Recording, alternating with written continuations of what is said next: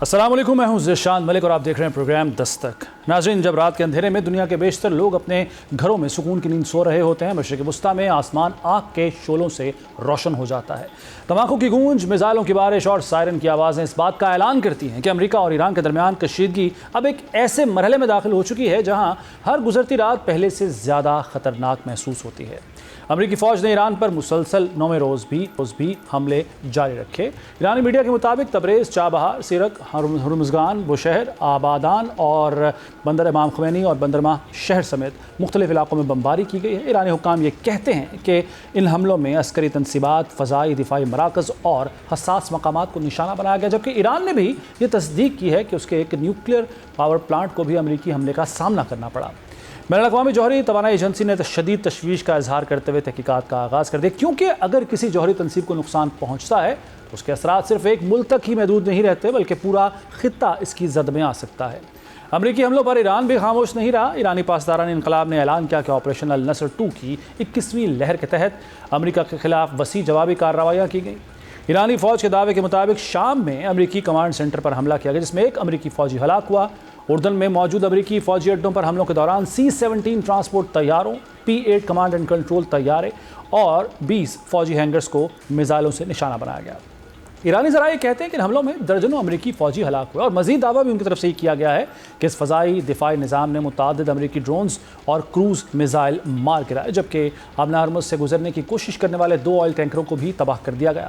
پاسداران انقلاب نے یہ دعویٰ کیا ہے کہ کویت میں موجود اہم امریکی فوجی تنصیبات کو کامیابی سے نشانہ بنایا گیا ہے، جبکہ دوسری جانب امریکی صدر ڈونلڈ ٹرمپ نے اپنے بیان میں کہا ہے کہ ایران پر شدید حملہ کیا گیا اور یہ کارروائیاں امریکی فوجیوں کے رد عمل میں کی گئی۔ اس وقت صرف اور صرف آبنہ ہرمز ہی ہے کہ جس پر دعویٰ کرتا ہے امریکہ بھی قبضہ کرنے کا، اور ایران کہتا ہے کہ ہم اس سے فیس وصول کریں گے۔ صورتحال کس طرف جاتی دکھائی دے رہی ہے، اسے پر بات کر لیتے ہیں۔ ماہر بین الاقوامی امور ڈاکٹر فرح ناز صاحبہ نے ہمیں جوائن کیا ہے۔ بہت شکریہ ڈاکٹر فرح صاحبہ آپ کے قیمتی وقت کا۔ صورتحال تو یقیناً کشیدہ ہے، اس پر آپ سے میں ضرور جاننا چاہوں گا، لیکن ابھی جو تازہ پیش رفت ہوئی ہے، آپ کو بھی یقیناً اس کا علم ہوگا کہ جو امریکی کے ساتھ مذاکرات کے حوالے سے اعلیٰ عہدیدار ہیں ایران کے، وہ یہ کہتے ہیں کہ جو مذاکرات کے عمل میں ثالث تھے، ان کی طرف سے ایک تجویز سامنے آ رہی ہیں کہ آپس میں بات چیت کی جائے اور 10 روزہ جنگ بندی جو ہے وہ کی جائے۔ آپ کو لگتا ہے کہ جو اب میڈیٹرز ہیں ان کی بات سنیں گے ایران اور امریکہ، اور واقعی کو جنگ بندی کی طرف سنجیدگی سے غور کیا جائے گا؟ اگر ذیشان صاحب، اگر ہم ریسنٹ اسٹرائکس کو اسیس کریں تو یہ اسٹرائکس کافی اسٹرانگلی ہے آن بوتھ سائڈس، ایران کی جانب سے بھی اور امریکہ کی جانب سے بھی۔ لیکن اس میں جو ایک بہت مشکل مرحلہ امریکہ کو فیس کرنا پڑ رہی ہے، وہ ہے ان سولجرز کا، امریکن سولجرز کا مر جانا جارڈن میں، اور ان کے کافنز کا واپس امریکہ جانا۔ اب یہ کافنز جب جائیں گے واپس تو یہاں ان کے اپنے لوگ ان سے کافی سوالات پوچھیں گے کہ why it happened, because they are not in the habit of receiving coffins, right? True. If we assess Iranian side, تو Iranian side میں بھی جو casualties بھی ہو رہی ہے، ان کے damages بھی ہو رہے ہیں، ان کے civil infrastructure کو بھی نشانہ بنایا جا رہا ہے۔ The cost is very intense and heavy here as well. تو ان دونوں کے بیچ میں یہ جو strikes ہے، اس کی نوعیت بڑھتی جا رہی ہے۔ یہ ایک regional all جو کہتے ہیں نا by all fronts and means regional war کی بڑھتے جا رہی ہے۔ تو ان حالات کو دیکھتے ہوئے جو میڈیٹرز ہے، جس میں قطر آ جاتا ہے، وہاں سے انہوں نے تہران کی طرف وہ گئے ہیں اور ان سے ایک another round of negotiations یا سیز فائر کی بات کر رہے ہیں۔ ایون مارکو روبیو نے کہا ہے کہ جو امریکہ ہے they are always open to diplomacy, but what type of diplomacy, Marco Rubio, are you talking about? یہ ایک بہت بڑا سوال ہے جو دنیا ان سے پوچھ رہی ہے کہ آپ نیگوسیشن کے راؤنڈز ہو جاتے ہیں، آپ ٹیبل پہ بھی آ جاتے ہو، آپ ایم او یو بھی سائن کر لیتے ہو، لیکن اس ایم او یو سے یو ٹرن بھی پھر مار لیتے ہو۔ تو like now in these rounds of talks that they are trying to establish and work on، کیا ایران ٹرسٹ کرے گا یا نہیں کرے گا؟ جہاں میں دیکھ رہی ہوں کہ ایران پہ بمباری تو بہت ہو رہی ہے، ان کے ڈیمیجز بھی کافی اسٹرانگ ہے، لیکن یہ کافنس کا جو مسئلہ ہے یہ بہت بڑا ہے۔ جس طریقے سے اسٹریٹ آف ہارمز کا مسئلہ بہت بڑا ہے اس وار میں، اسی طریقے سے ان سولجرز کا، ان کی ڈیڈ باڈیز کا جانا بہت بڑا ایشو ہے۔ they are not going to accept the way any other country is going to accept in this war۔ Doctor صاحب، آپ نے ایران کی بات کی کہ ایران ट्रस्ट करेगा या नहीं करेगा, ये तो हमें शुरू से नज़र आ रहा है कि ईरान भरोसा नहीं करता अमेरिका पर, और अमेरिका को भी शायद ईरान पर भरोसा नहीं है। लेकिन जो मीडिएटर्स हैं, क्या वो आपके ख्याल में इन दोनों मुल्कों पर अब भरोसा करेंगे? क्योंकि एक MOU साइन होता है और ईरान अगर जो ओमान वाली साइड है वहाँ से वेसल्स जा रही होती है, उनको निशाना बनाती है पासदारान इनकलाब, और जहाँ से ही मामला शुरू हो जाता है, जहाँ से खराबी का आगाज़ होता है, मीडिएटर्स क्या ट्रस्ट करेंगे, कर सकते हैं ईरान पर और अमेरिका पर, जिन्होंने बगैर मशवरा किए, बगैर बात किए इस MOU को जो है रद्दी की टोकरी में फेंक दिया? बहुत अच्छा सवाल आप पूछ रहे हैं कि इसमें mediators what should they consider. तो एक चीज़ है कि वो जब भी उस वक्त भी जब बात की जा रही थी सीज़ फायर की, MOU साइनिंग की, वॉर को थोड़ा सा पॉज करने की, तो डेफिनेटली दे बोथ मीडिएटर्स, जिसमें पाकिस्तान भी आ जाता है, पाकिस्तान का नुमाया किरदार है जिसे कोई भी इंटरनल एंटिटी डिनाई नहीं कर सकती है। तो दोनों की जानिब से यही कोशिशें की जा रही थी कि पॉज और अमन हो, लेकिन क्या वो पॉज लंबे अरसे तक चलेगा या नहीं, वो दोनों मीडिएटर्स को भी अंदाज़ा था। इन द न्यू राउंड्स अगर कुछ दिनों तक भी एक सीज फायर हो जाती है, that will also be an achievement. So we should not put all the efforts of the mediators in the बिन, क्योंकि वो बिन में नहीं जा रही, वो एक अच्छी तरफ चीज़ें बढ़ रही है। वो तमाम इश्यूज जो अभी ज़ेर गौर है वो इन्हीं मीडिएटर्स के कोशिशों की वजह से ही ज़ेर गौर है। पाकिस्तान ने जितनी अंत तक कोशिशें की है उसी का नतीजा है कि आज फिर हम कह रहे हैं कि ये अगले 10 दिनों तक थोड़ा सा पॉज लेकर आते हैं, सीज फायर लाते हैं, this is how things going to work out. क्योंकि जो cost benefit of the war है वो असेस की जा रहा है। I was reading an article जिसमें बताया जा रहा था कि जो अमेरिका के MQ-9S है उनकी माली जो अगर हम कॉस्ट चेक करें तो दैट्स 34 मिलियन इन 2024। तो अगर ईरान दावा कर रहा है कि उसने उसके अगर 30 भी गिरा दी है तो the cost is like more than 1 billion और may be even more than that. तो अगर ऐसा हो जाता है तो इसकी कॉस्ट भी काफ़ी ज़्यादा पड़ती है अमेरिका के लिए, और कैसे उसको लेके चले, कैसे उसको रोके, फिर उसके बाद ईरान जो उनसे जो भी डैमेजेस है उसकी रीपेमेंट, उसके रिकंस्ट्रक्शन, उसके रिपरेशन जो चार्जेस है वो क्लेम कर रहा है। तो चीज़ें उलझती जा रही है, चीज़ें सुलझती नहीं जा रही है, which is bringing a lot of pressure on the mediators कि दोनों फरीकें को एक दफ़ा फिर टेबल पे लाया जाए और फिर उनको बिठाया जाए। But how, on what grounds, this is really a big thing for the mediators to look in. Doctor साहब, आपने भी नुकसानात का जिक्र किया है, जितना अरबों डॉलर का नुकसान हो रहा है, और ख़ासतौर पर अमेरिका के जितने भी अड्डे हैं खलीजी ममालिक में, लेकिन अमेरिका तो सस्टेन कर जाएगा इस नुकसान को।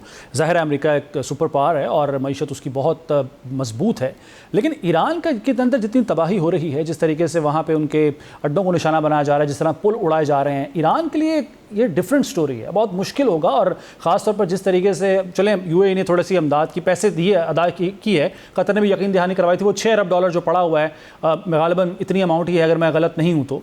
लेकिन ईरान को बहुत वक्त लगेगा, बड़े साल लगेंगे, शायद दहाइयाँ लग जाएं वापस अपने आप को अपने पैरों पर खड़ा करने में। जी बिल्कुल, आप बजा फरमा रहे हैं कि ईरान के लिए अमेरिका को फाइनेंशियली बीट करना बहुत मुश्किल है, because financially America is very stable. Iran को अगर देखें तो yes, they are going to take a lot of in rebuilding all what they have lost in this war. लेकिन यहाँ पे एक चीज़ आपको समझनी पड़ेगी कि जो मिज़ल्स या जो भी वेपन्स या जो भी टेक्नोलॉजी यूज़ हो रही है, जिसको डैमेज किया जा रहा है, अमेरिकन टेक्नोलॉजी, उसकी कॉस्ट बहुत ज़्यादा है। उसको बनाने में भी अमेरिका को काफ़ी वक्त दरकार होता है इन कंपैरिजन टू ईरानियन के जितने भी वेपन्स यूज़ हो रहे हैं, चाहे वो ड्रोन्स हो, चाहे वो मिज़ल्स हो, वो चीप है इन इन। तो अमेरिका को फाइनेंशियल लॉस बहुत ज़्यादा हो रहा है, but then along with that time consuming process कि उनको रीबिल्ड करना, अपने स्टॉक्स को बिल्ड करना, वो अमेरिका के लिए बहुत मुश्किल है, क्योंकि उनके जो मिसाइल्स है वो या उनकी जितने ड्रोन टेक्नोलॉजी है उनको बनाने में काफ़ी वक्त दरकार होता है as compare to Iranian one. वो थोड़े से ही दिनों में, चंद ही टाइम में और चंद ही पैसों में वो बना लेते हैं। So there is no, we can't say कि किसको ज़्यादा नुकसान हो रहा है, किसको कम नुकसान हो रहा है। But yes, on the part of Iran I agree what you stated. Iran के पास वो माली सहूलत शायद इतनी ज़्यादा नहीं है, तो उसको बनाने में, उसको रीबिल्ड करने में काफ़ी वक्त लगेगा। There is no second thought about it. That's the reason Iran रिपरेशन charges मांग रहा है कि मुझे जो डैमेजेस तुमने की है, you have to rebuild it. But how, to what extent America is going to agree upon, this is something going to be decided in the next round of negotiations. اچھا میم، ایک اور جو پہلو ہے جس پر بات ہوتی ہے اور تجزیہ کار بھی اس پر گفتگو کرتے ہیں، آپ سے بھی میں چاہوں گا آپ کا پوائنٹ آف ویو کیا ہے کہ اس وقت جیسے علی خامنہئی کی شہادت ہوئی ہے اس کے بعد سے آٹو پہ سب سسٹم چل رہا ہے ایران کے اندر، کوئی کمانڈ اینڈ کنٹرول سسٹم ہے نہیں، مشتبہ خامنہئی سامنے آتے نہیں ہیں، پاسداران انقلاب جو ہیں وہ خود سے کارروائیاں کر رہی ہے، تو یعنی اتنے دھڑے بنے ہوئے ہیں، اتنی ڈفرینٹ آئیڈیالوجی پائی جاتی ہے، ہارڈ لائنرز موجود ہیں کہ اگر کسی ایک فریق کے ساتھ، یعنی میں فریق سے مراد میری ہے کہ اگر جو گورنمنٹ ہے وہاں کی ان سے بات چیت ہو بھی جاتی ہے، معاملات طے بھی پا جاتے ہیں، تو گارنٹی نہیں دی جا سکتی پاسداران انقلاب کی یا دیگر جو پراکسیز ہیں ایران کے لیے کام کر رہی ہیں. کیا آپ اتفاق کریں گی اس بات سے؟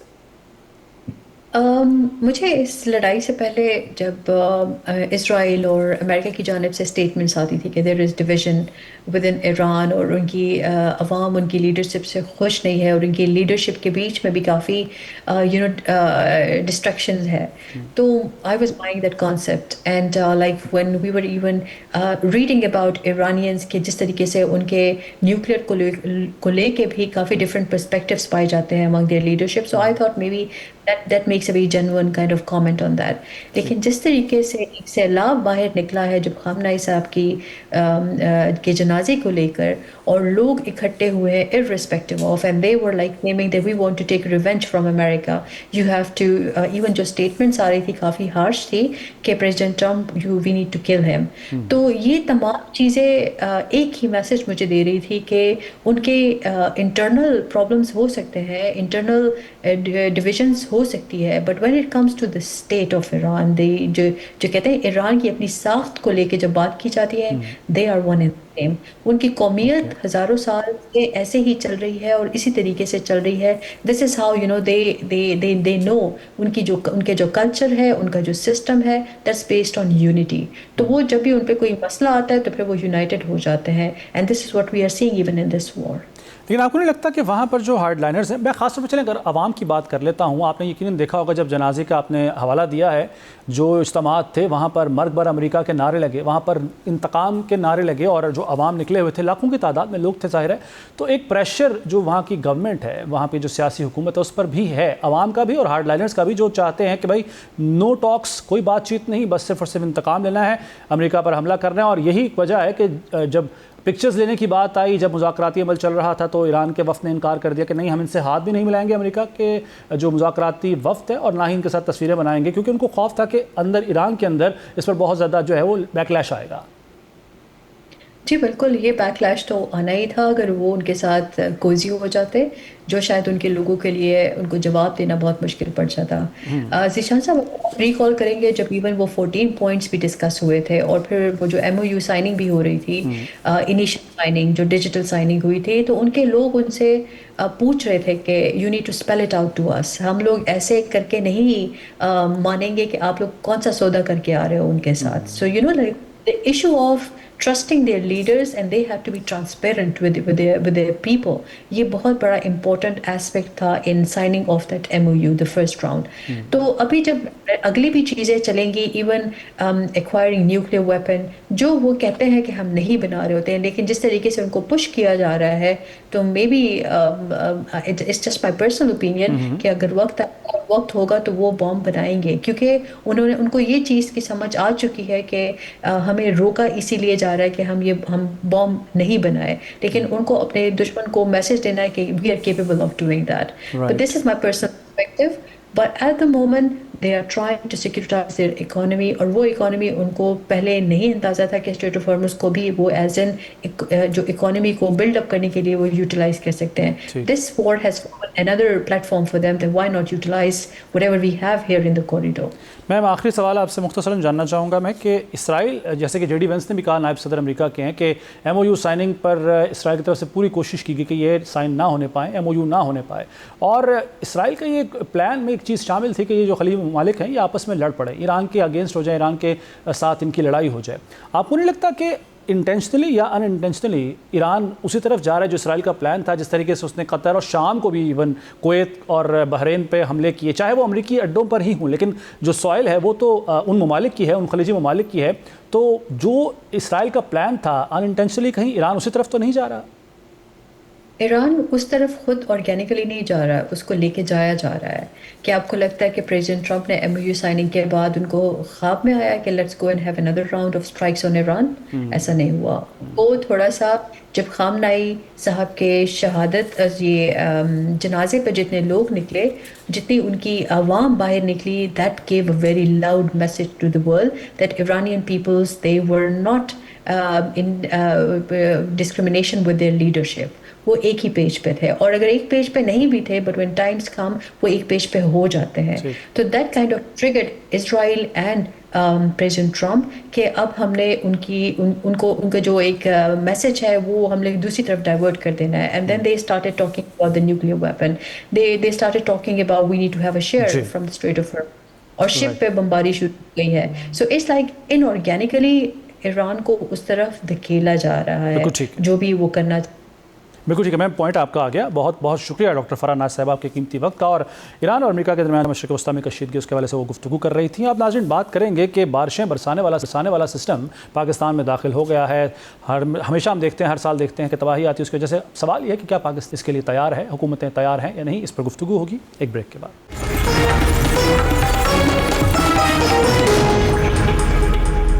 بریک کے بعد ایک بار پھر خوش آمدید. بارش رحمت کہلاتی ہے، کھیتوں کو سیراب بھی کرتی ہے، ندی نالوں کو زندگی دیتی ہے اور گرمی سے ستائے لوگوں کے چہروں پر مسکراہٹ بھی لے آتی ہے. لیکن آج یہی بارش خوف کی علامت بنتی جا رہی ہے. بادل برستے ہیں تو دعاؤں کی بجائے خطرے کے سائرن سنائی دیتے ہیں. لوگ آسمان کی طرف امید سے نہیں بلکہ تشویش سے دیکھتے ہیں. پاکستان میں ایک بار پھر بارش برسانے والا طاقتور موسمی نظام داخل ہو چکا ہے اور محکمہ موسمیات نے خبردار کیا کہ آنے والے دنوں میں بارشوں کی شدت مزید بڑھ سکتی ہے.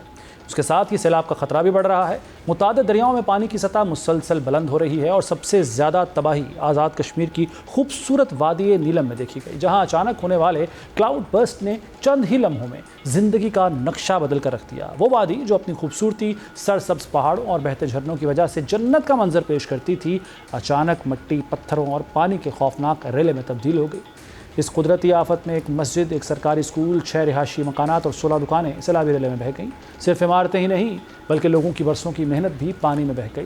سیلابی ریلے نے ایک مسافر وین، 2 جیپیں، 11 موٹر سائیکلیں اور لکڑی کے 6 پل بھی اپنے ساتھ بہا دیے، جس کے باعث کئی علاقوں کا زمینی رابطہ منقطع ہو گیا. یہ صرف فگرز نہیں ہیں بلکہ ان کے پیچھے سینکڑوں خاندانوں کی کہانیاں ہیں. کسی کا گھر چلا گیا، کسی کی روزی روٹی، کسی کا کاروبار اور کسی کی برسوں کی جمع پونجی.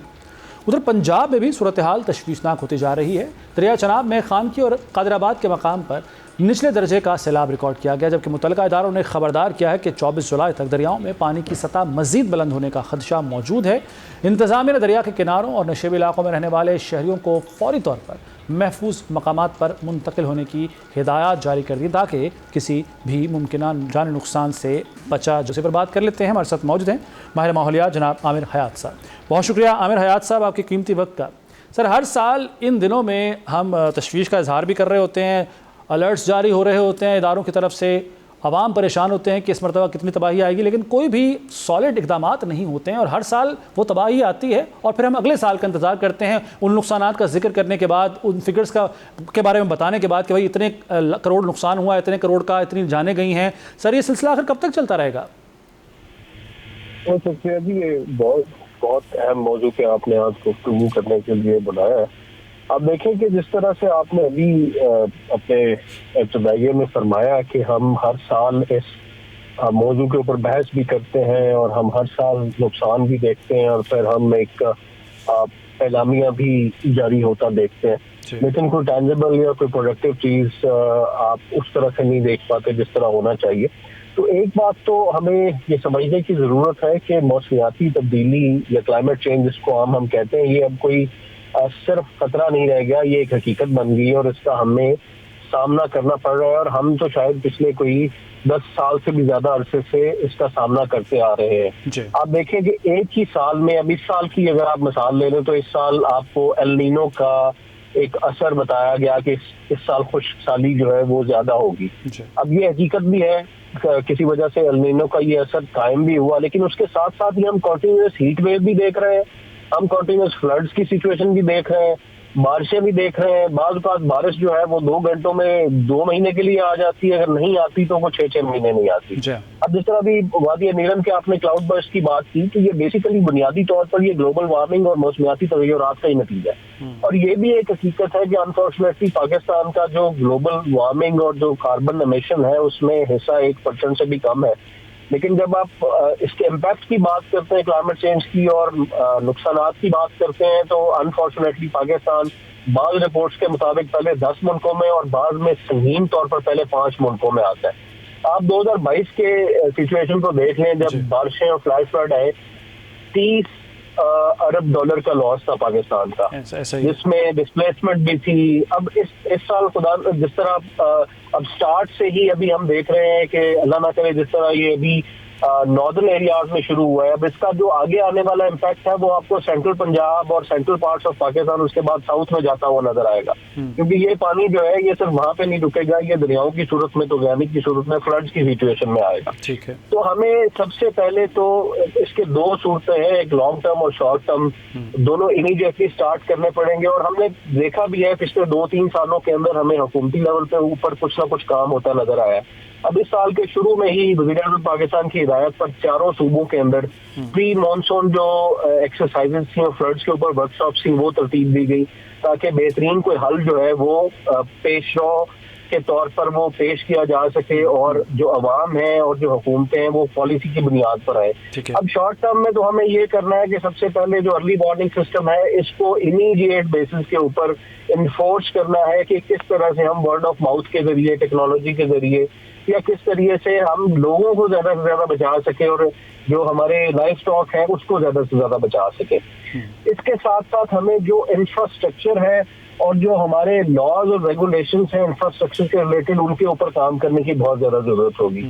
فلڈز کے اوپر آپ نے دیکھا پچھلے سال پنجاب کی تاریخ میں اتنا بڑا فلڈ نہیں آیا جب سے پاکستان بنا ہے جتنا پچھلے سال آیا. ہم نے ڈسٹرکٹ ٹیمز کو موبلائز ہوتے دیکھا، جبکہ پی ڈی ایم اے یا این ڈی ایم اے ڈسٹرکٹ لیول کے اوپر آپ کو نظر نہیں آتی. سر میں قطع کلامی کے لیے معذرت، لیکن سر جو آپ ان اقدامات کا ذکر کر رہے ہیں یقیناً ان پر حکومت اقدامات کر رہی ہوگی، کام کر رہی ہوگی، لیکن سر ہمیں رٹ نظر نہیں آتی. اس کی وجہ میں آپ کو بتا دیتا ہوں کیا ہے کہ ہم نے دیکھا گزشتہ سال یا 2022 کی اگر بات کر لیں تو جو بھی ناردرن ایریاز تھے وہاں پر جب پانی آیا تو اس کی زد میں آ کے بہت ساری عمارتیں گر گئیں اور وہ دریا برد ہو گئیں. لیکن ہم نے بعد میں دیکھا جب موسم تبدیل ہوا تو اسی جگہ پر ویسے ہی عمارتیں دوبارہ سے کھڑی کر دی گئیں، کوئی پوچھنے والا نہیں تھا، کوئی ادارہ پوچھنے والا نہیں تھا. تو یہاں پہ آپ سمجھتے ہیں کہ رٹ جو ہے وہ اپنی حکومت قائم نہیں رکھ سکی، کوئی بھی حکومت ہو، چاہے صوبائی ہو یا وفاقی ہو؟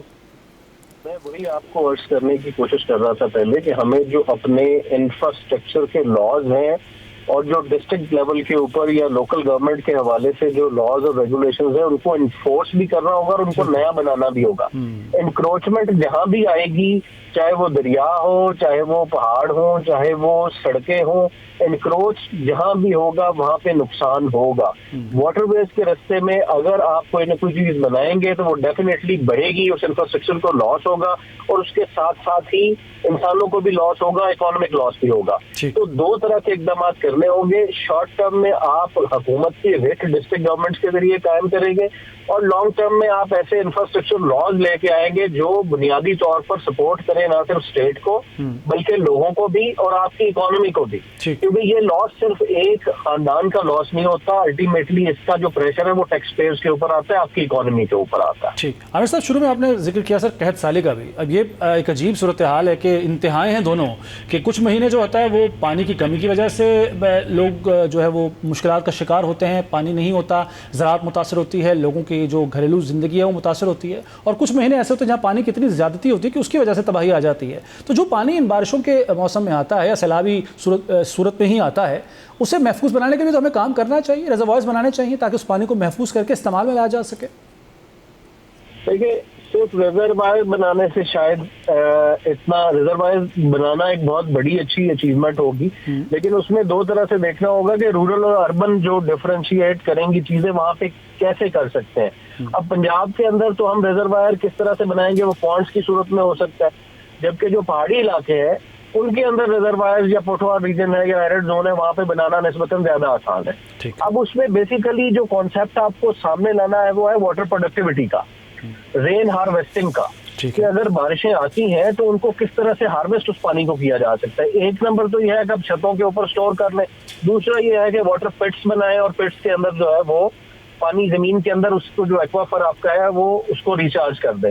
उससे दोनों में फायदा होगा। एक तो कल को जब पानी की जरूरत पड़ती है तो वाटर पंपिंग के जरिए जो हम अपना ग्राउंड वाटर डिप्लीट होता चला जा रहा है उसमें सपोर्ट होगी, और दूसरे नंबर पे जो हमारे पास स्टोरेज पड़ा होगा उसको हम क्रॉप्स के लिए इस्तेमाल कर सकेंगे। तो इसमें पंजाब गवर्नमेंट के कुछ इनिशिएटिव इस साल आए हैं जिसमें जो ग्राउंड वाटर रिचार्ज है और वाटर पॉन्ड्स है उनके ऊपर काम होता हुआ नजर आएगा अगले माली साल के अंदर। लेकिन इसको लॉन्ग टर्म देखने की जरूरत होगी, और ज़राअत को खास तौर पर इसका बहुत बड़ा नुकसान होता है। पानी ज्यादा आ जाए तब भी, पानी कम आ जाए तब भी, क्योंकि खुश्क साली और ज्यादती दोनों ही क्रॉप्स के लिए नुकसानदेह होती है। अब उसको बैलेंस करने के लिए आपको जरूरत होगी कि कौन सी क्रॉप किस एरिया के अंदर किस वक्त लगाई जाए। ये फैसले जो है वो बहुत बुनियादी तौर पर बहुत जरूरी होंगे, और इसके लिए आपको जो पॉलिसी फॉर्मुलेशन है उसको किसान को एतमाद में लेकर आगे चलना होगा, क्योंकि किसान को उस पॉलिसी का कंट्रीब्यूटर होना चाहिए, सिर्फ मुस्तफीद नहीं होना चाहिए। ठीक है। अच्छा सर, मैं आखिरी आपसे सवाल पूछना चाहूँगा कि जिस तरीके से ये सारी सूरत हाल बदल रही है, कार्बन का अखराज पाकिस्तान का रोल तो बड़ा कम है, यानी पता नहीं मैं परसेंटेज एग्जैक्टली मैं बोलना इसलिए नहीं चाह रहा कि मैं शायद कंफ्यूज हो जाऊँ उसमें, गलत फिगर ना बोलना चाहूँ, लेकिन जो मुल्क तरक्की याफ्ता है उनके जो कार्बन का अखराज है उसकी कीमत पाकिस्तान भी अदा कर रहा है बराह रास्त या बिलवास्ता। अब मैं पूछना आपसे ये चाहूँगा कि दुनिया हमारी मदद तो करती है, डॉलर्स देती है जब तबाही आती है जैसे 2022 में हुआ था, लेकिन क्या हमें रियलाइज़ नहीं करवाना चाहिए इन तमाम ममालिक को, तरक्की याफ्ता ममालिक को, कि भाई आपके जो इंडस्ट्री है, आपकी जो फैक्ट्रियाँ हैं, आपका जो धुआं है, उसकी वजह से पाकिस्तान मुतासर हो रहा है। इसके लिए पाकिस्तान को क्या करना चाहिए आलमी सतह पर? आलमी सतह पर हमारे पास अक़वाम मुत्तहिदा का बहुत बड़ा फोरम मौजूद है। हमारे जो क्लाइमेट मिनिस्टर है वो डॉक्टर मुसद्दक मलिक बड़े काबिल आदमी है, और उन्होंने पाकिस्तान का केस जो है वो इस साल भी बहुत अच्छी तरह रिप्रेजेंट किया, और जब 2022 में फ्लड आया हुआ था पाकिस्तान का केस उस वक्त भी प्रॉपरली बहुत अच्छे तरीके से प्रेजेंट किया गया। लेकिन उसमें जो अब जरूरत जिस अमर की है फोर्सफुली हमें रिक्वेस्ट करने की या दुनिया की तवज्जो मबजूल दिलाने की, क्योंकि हम साउथ ऑफ द वर्ल्ड है और हम एक बहुत बड़ी इकोनॉमी के साथ साथ एक बहुत बड़ी पॉपुलेशन भी है, जिसके इंफ्रास्ट्रक्चर का लॉस, पॉपुलेशन का लॉस और फूड सिक्योरिटी का लॉस जो है वो इम्पैक्ट करता है कहीं ना कहीं जाके ग्लोबल पॉपुलेशन के ऊपर। क्योंकि हम बुनियादी तौर पर जो पाकिस्तानी किसान है या पाकिस्तानी जो कंट्रीब्यूटर है फूड सिक्योरिटी में, वो कहीं ना कहीं पूरी दुनिया को भी सपोर्ट कर रहा है। अब उसके लिए दुनिया को ये समझना है कि जो हम लॉस बर्दाश्त कर रहे हैं जिसका गुनाह उनका है, लेकिन बर्दाश्त हम कर रहे हैं, पाकिस्तान की कौम कर रही है, उसको सिर्फ कर्जे नहीं देने चाहिए, उसको डेवलपमेंट के मौके देने चाहिए, उसको आपको रिसर्च एंड डेवलपमेंट के लिए इन्वेस्ट करना चाहिए, ताकि पाकिस्तान को कार्बन की एमिशन के अगेंस्ट जो दुनिया की कार्बन एमिशन के अगेंस्ट जो सजा मिल रही है उसकी कोई कॉम्पनसेशन की जा सके। बिल्कुल ठीक है, उसकी कॉम्पनसेशन की जरूरत है। सर वक्त माजरत के साथ खत्म हो गया। आमिर साहब आपसे मजीद भी हम गुफ्तगू करेंगे आने वाले दिनों में। बहुत शुक्रिया, आपने इस अहम मौजू पर आरा दी है। नाज़रीन, अब एक और अहम इशू है कि वो जो किफ़ायतशारी पॉलिसी हुकूमत ने शुरू की उसे जारी रखने का फैसला किया गवर्नमेंट ने, लेकिन सवाल वही है कि इसका असर आम आदमी की ज़िंदगी पर पड़ेगा, इसका फ़ायदा आम आदमी को पहुँचेगा या नहीं। इस पर बात होगी एक ब्रेक के बाद।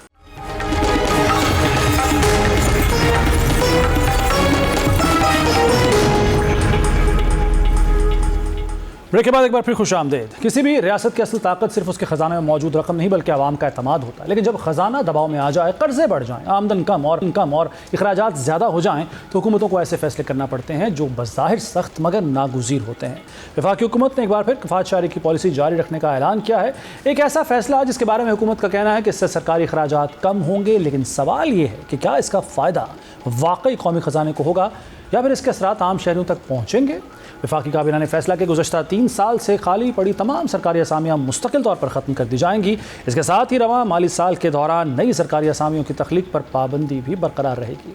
इस फैसले का मतलब सिर्फ इतना नहीं कि नई भर्तियाँ नहीं होंगी, बल्कि हज़ारों नौजवानों की वो उम्मीदें भी वक्ती तौर पर ख़त्म हो जाएंगी जो सरकारी मुलाजमत को अपने मुस्तकबिल का सहारा समझते थे। पाकिस्तान ब्यूरो ऑफ शुमारियात के मुताबिक मुल्क में नौजवानों की बेरोज़गारी पहले ही एक बड़ा चैलेंज है। हर साल लाखों नौजवान तालीम मुकम्मल करके रोज़गार की तलाश में निकलते हैं, लेकिन मौके महदूद होते जा रहे हैं। ऐसे में नई असामियों पर पाबंदी एक मुआशी फैसला ज़रूर हो सकता है, मगर इसके समाजी असरात भी कम नहीं होंगे। हुकूमत ने सिर्फ भर्तियों तक ही नहीं बल्कि सरकारी अखराजात के कई दूसरे शोबों में भी सख्ती बरकरार रखने का फैसला किया है। वफाकी काबीना के फैसले के मुताबिक हर किस्म की नई सरकारी गाड़ियों, मशीनरी, आलात और दीगर सामान की खरीदारी पर पाबंदी बरकरार रहेगी। इसके अलावा हुकूमती खर्च पर गैर ज़रूरी बैरून मुल्क दौरों और बैरून मुल्क इलाज पर भी पाबंदी जारी रहेगी। हुकूमत का मौक़िफ़ है कि कौमी ख़जाने पर गैर ज़रूरी बोझ कम किए बगैर मुआशी इस्तेहकाम हासिल करना मुमकिन नहीं। वज़ारत ख़जाना के अदद शुमार के मुताबिक पाकिस्तान हर साल कर्ज़ों की वापसी और सूद की अदायगी पर खरबों रुपए खर्च करता है। ऐसे में तरक्याती मंसूबों, रोज़गार, तालीम और सेहत के लिए दस्तयाब वसाइल महदूद होते जा रहे हैं। यही वजह है कि मौजूदा हुकूमत कफ़ायत शारी को मुआशी इस्लाहात का अहम हिस्सा करार दे रही है। तो देखते हैं कि मज़ीद का फ़ायदा आवाम तक पहुँचता ही नहीं पहुँचता। अब नाज़रीन बात करेंगे 40 नई रजिस्टर्ड अद्वियात मार्केट में नहीं मिल रही हैं, इसकी वजह क्या है, इस पर गुफ्तगू होगी एक ब्रेक के बाद।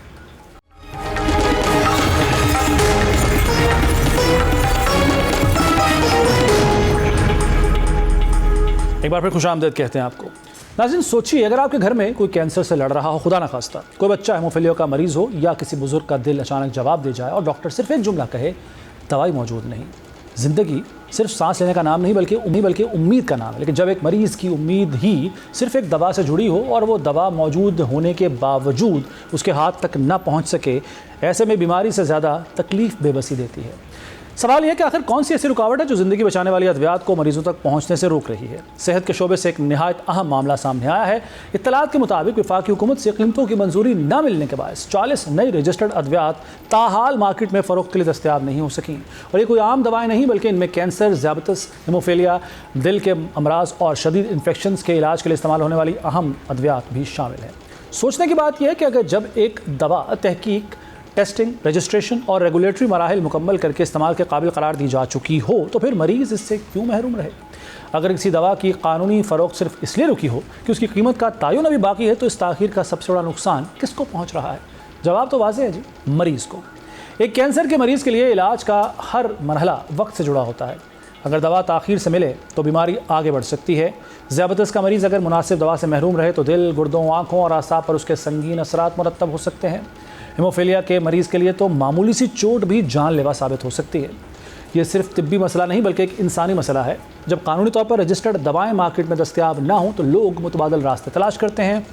बाज़ मरीज़ ज़ाती तौर पर बैरून मुल्क से अद्वियात मंगवाते हैं, कुछ गैर रजिस्टर्ड ज़राए का सहारा लेते हैं, जबकि कई अफराद स्मगल शुदा अद्वियात ख़रीदने पर मजबूर हो जाते हैं। इन अद्वियात की असल मयार और हिफाजत के बारे में मुकम्मल यकीन नहीं होता, जिससे मरीज़ों की जान मज़ीद ख़तरे में पड़ सकती है। वज़ारत सेहत का मौक़िफ़ है कि नई रजिस्टर्ड अद्वियात की कीमतों के तयन का अमल जारी है। वज़ारत का कहना है कि 35 नई अद्वियात की कीमतों की मंजूरी पहले ही दी जा चुकी है, जबकि मज़ीद 40 अद्वियात के हवाले से वफाकी हुकूमत से राब्ता जारी है। दूसरी जानिब drug regulatory authority of Pakistan यानी ड्रैब का कहना है कि इन तमाम अद्वियात की कीमतों से मुतालिक सिफारिशात हुकूमत को भिजवाई जा चुकी हैं। कानूनी तकाज़ों के मुताबिक जब तक कीमतों की हतमी मंजूरी नहीं दी जाती, इन अद्वियात की बाकायदा फ़रोख्त मुमकिन नहीं। फार्मा इंडस्ट्री और केमिस्ट्स की तंजीमों ने भी हुकूमत से मुतालबा किया है कि इस अमल को तूल ना दिया जाए। उनके मुताबिक अगर मंजूरी में ताख़ीर जारी रही तो मरीज़ गैर कानूनी ज़राए पर इन्हिसार करते रहेंगे, जिससे न सिर्फ अवामी सेहत बल्कि अद्वियात के पूरे निज़ाम पर मनफी असरात मुरतब होंगे। नाज़रीन, वक्त ख़त्म हो गया है। दस्तक से ज़ीशान मलिक को इजाज़त दीजिए। अल्लाह हाफ़िज़।